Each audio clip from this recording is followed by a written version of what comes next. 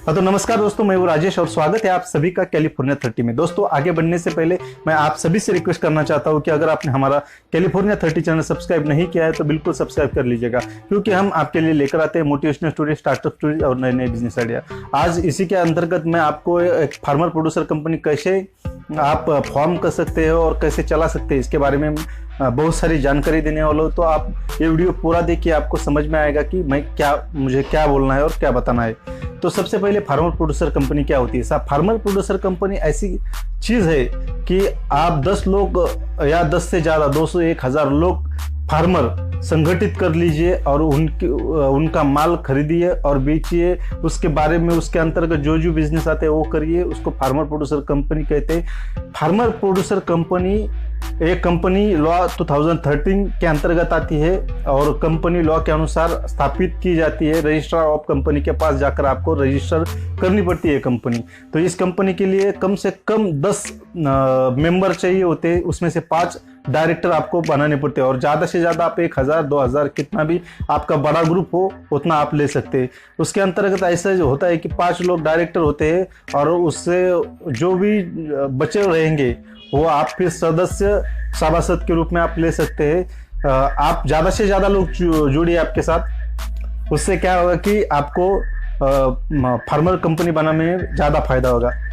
इसके साथ इसका मतलब ये कंपनी बनाने का मेन उद्देश्य होता है कि जो स्मॉल फार्मर्स होते हैं उनको अगर मार्केट में जाए तो खाद लेना होता है, बीज लेना होता है, वो कम कीमत में नहीं मिलता है, ज़्यादा कीमत देनी पड़ती है।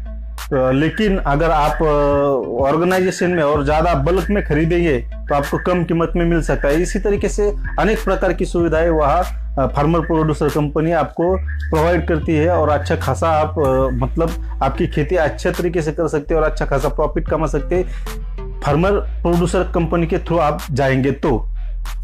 इसके साथ आपको अगर फार्मर प्रोड्यूसर कंपनी शुरू करनी है तो उसके लिए डॉक्यूमेंट में सबसे पहले एक फार्मर का क्या क्या होगा वो बता देता हूँ। जो पैन कार्ड होगा, आधार कार्ड होगा, DI number, director identification number, DSC और 7/12 का उतारा, ये सब और फार्मर सर्टिफिकेट, ये डॉक्यूमेंट आपको लगेगी ही लगेगी। आपको फार्मर प्रोड्यूसर कंपनी तैयार करनी है तो आपको 5 लोगों के ये लगेंगे और बाकी सभासदों को आपको पैन कार्ड, आधार कार्ड और 7/12 और फार्मर सर्टिफिकेट ये लगेगा। इसके सिवा आपकी फार्मर प्रोड्यूसर कंपनी स्थापन नहीं हो सकती है। सबसे पहली ये बात है। दूसरी बात है, अभी आप अगर ये कंपनी स्थापन करते हो तो आप क्या क्या प्रोड्यूस कर सकते हैं, कौन कौन सा बिजनेस के अंतर्गत कर सकते हैं, इसके बारे में आपको थोड़ा जानकारी देता हूँ। तो आप सबसे पहले आप अगर रजिस्टर करना चाहते हैं कंपनी तो SFSC और नाबार्ड इनको बता दीजिए कि हम ये कंपनी रजिस्टर करना चाहते हैं। उनके पास से कुछ फायदे आपको मिलते हैं, मैं वो आगे बताने वाला हूँ क्या क्या फायदे आपको मिलते हैं। तो सबसे पहले आप बिजनेस कौन सा कर सकते हैं? सब्जी का बिजनेस कर सकते हैं, बीज का, खाद का, फसल का। अब फसल की ब्रांडिंग कर सकते हैं, पैकिंग कर सकते हैं, मार्केटिंग कर सकते हैं, रिप्रोडक्शन कर सकते हैं, टेक्नोलॉजी और इनोवेशन में काम कर सकते हैं। हमारा एक दोस्त है जो किसानों के बाजार लगाता है, शहर में सब्जी मंडी लगाता है, वो भी आप फार्मर प्रोड्यूसर कंपनी के अंतर्गत कर सकते हैं। ये सभी बिजनेस आप कर सकते हैं उसके अंतर्गत। और इसके अलावा नाबार्ड के पास भी 40 प्रोजेक्ट है, उनको 36% सब्सिडीज आपको मिल जाती है, तो वो काम भी आप नाबार्ड के थ्रू कर सकते हैं। अभी आप इसका कैपिटल कैसे जमा कर सकते हैं इसके बारे में हम थोड़ी बात करेंगे। कैपिटल जमा करने के लिए आपको जो शेयर होल्डर होते हैं, आपके जो सभासद होते हैं, उनके पास से पैसा जमा करना पड़ेगा। आप अगर 200 सभासद जमा करते हैं और 1000 रुपये भी लेते हैं तो बहुत बड़ी रकम आपको जमा हो सकती है। उससे आप जो औजार बैंक होती है, समझो ट्रैक्टर है, खेती में स्प्रे करने का पंप है, अलग अलग माइक्रो इरिगेशन सिस्टम्स और ये सब कुछ आप लेकर किसानों को भाड़े पर दे सकते हैं, उससे पैसा कमा सकते हैं और प्रॉफिट बना सकते हैं। ये कंपनी ऐसे भी इस तरीके से भी काम करके चलाई जा सकती है।